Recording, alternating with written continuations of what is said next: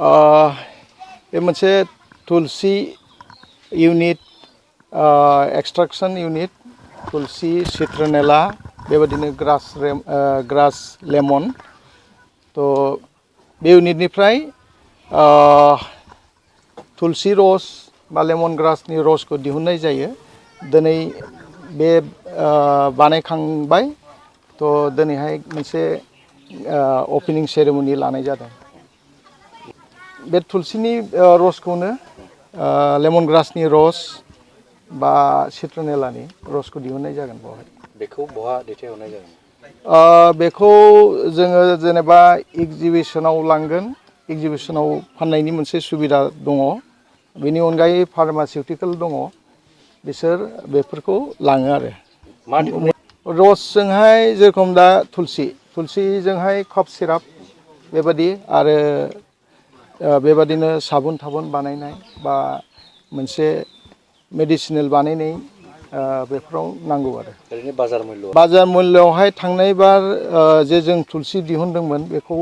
पार litre 1600 करि बेबादि मोननाय जादों बिफांखौ गुदिनिफ्रायनो मोनसे एरियास ससाइटिनि आन्डाराव गभ आसाम बिनि सिङाव मोनसे आफाद होननाय प्रजेक्ट दङ बे प्रजेक्टआ जोंखौ सापर्ट खालामबाय थादों दा एग्रिकालचार डिपार्टमेन्टआ जों नडाल एजेन्सि तो बिसोरनिफ्राय जोङो गुदिनिफ्रायनो मदद मोनबोबाय थादों आबादारिफ्रा जेरखम दा गोजौ हाफ्रा ओरैनो गोग्लैसोना थायो दा बे हाया ओरैनो थास्लायस्लाय जुदि जों गुबुन आबाद मेडिसिनेल प्लान्ट बेफोरबादि जों मावनो हायोबा बेजोंहाय आरजिनो हागोन बेबादिनो इनकाम सर्सआ बा लाइभलिहुडआ साबसिन जागोन दिनैनि दिनावहाय फार्मासिउटिकेलफ्रा बहुत डिमान्ड खालामो दा जिकुनु प्रडाक्ट जेनेबा एक्सट्राक्शन खालामनायनि उनावहाय बेखौ फाननो हायो जे 1000नि गासिबो बांसिन जागोन आरो मोनजोबगोन दा बावहाय जोंहा बुंनांगौ खोथा दङ दा जोंनि आबादारि ओनसोलनि कमार्शियेल नङा रावबो बा मोनसे प्रडिउसार कम्पानि जे कम्पानि होननायखौ जेबो मोनथिया दा बेनो जे जोंनि भारत सरकारनि बिथांखि बादियै जे एफपिसि दानो थाखाय मोनसे इनिशिएटिभ लादों बे कम्पानि इनिशिएटिभ लानायाव जोंनि आबादारिफ्रा बेवहाय गोसो गुदुं जानांगौ बयबो फैनांगौ मोनसे खामानिखौ सासे मानसिया मावनो हायैखौ जेनेबा जों ज' जायोबा बे खामानिखौ जों गोख्रोङै मावनो हायो बेनो गामि गामि बे एफपिसिनि बिथांखिनि सिङावनो एफआइजि होननाय दं एफआइजि सेल्फ हेल्प ग्रुप बादि 10 जननिफ्राय 20 जनसिम जों गामियाव दानो हायो आरो मोनसेल' नङा जेरखम जोंनि न'खरा गासिबो फार्मार जोबखा तो 100 हाउस हल्डबो जानो हागौ तो जोंनाव 100 हाउस हल्डबाथ' मोनबा जायो दा बेबायदि मोनबा ग्रुप दानो हायो मोनब्रै ग्रुप दानो हायो गामि फिसा बा 10 जन 20 जन न'खर थानायबा 10 जनिया ग्रुप दानो हायो आरो बेनि गेजेरजों जोङो जेरखम दा